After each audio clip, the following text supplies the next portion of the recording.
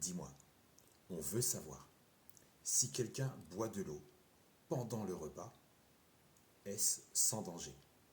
Que se passe-t-il réellement?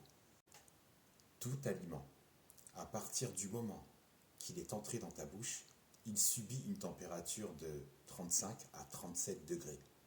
Ça varie de 1 à 2 degrés selon chacun, mais c'est la température de ton corps. Ta salive, qui humidifie les muqueuses de ta bouche, va débuter un travail de préparation à la digestion des aliments.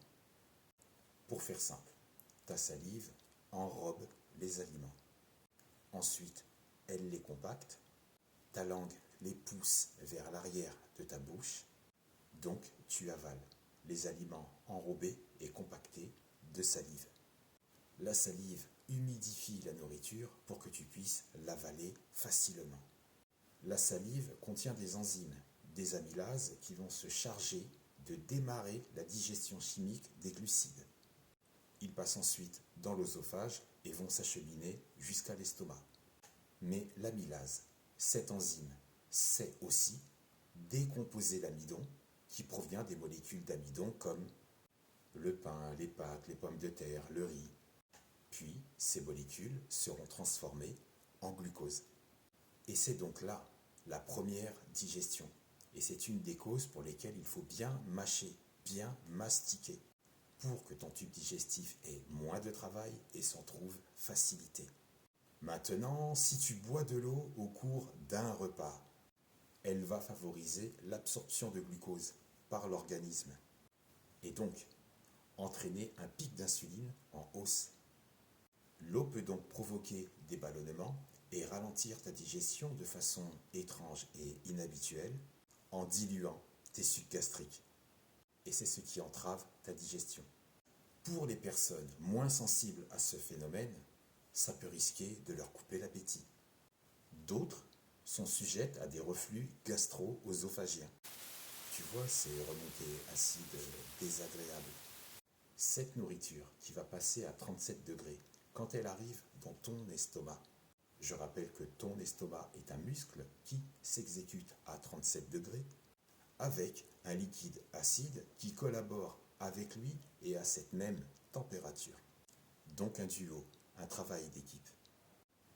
Ouais, mais c'est quoi ce liquide acide? Pour dissocier, décomposer et dissoudre la nourriture, et pour aussi stimuler les enzymes digestives, ton estomac produit une grande quantité d'acide chlorhydrique. Cette acidité gastrique part de là. Ok, estomac, un muscle qui bosse à 37 degrés, de l'acide chlorhydrique, à 37 degrés aussi, mais après, quelle est la suite? Quand tu manges, quand tu ingères des aliments, ton organisme va se charger de réguler la température. Il veut que les aliments trop chauds ou trop froids, quoi qu'il arrive, il va les remettre sur pied, les stabiliser et les réguler à son tour à 37 degrés. Donc, quand tu prends un verre d'eau, même à température ambiante, il n'est pas à 37 degrés.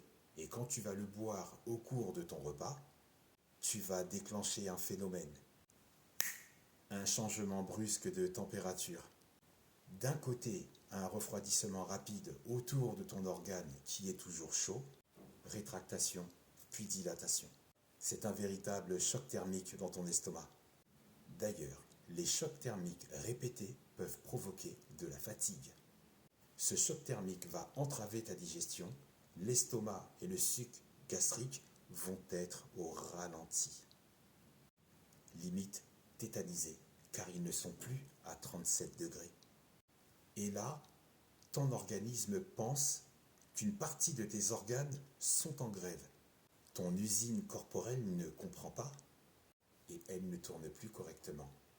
Le suc gastrique est touché, puisqu'il est composé à 99% d'eau. Son acidité découle de l'acide chlorhydrique qui va abaisser le pH du suc gastrique. Mais pourquoi? Eh bien, l'eau que tu as bue au cours du repas s'est diluée avec le suc gastrique. et son pH va se modifier temporairement. C'est comme si on avait fait sauter les plombs de l'usine.